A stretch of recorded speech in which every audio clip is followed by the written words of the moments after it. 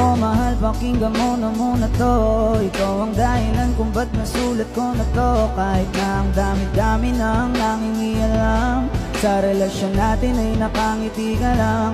Mahal, patawad sana sa lahat ng mga maling nagawa. Huwag ka nang maniwala sa mga gawa-gawa. Ulo nila'y pinapakitid lang. Naninira lang yan, huwag mo nang ang isipin yan.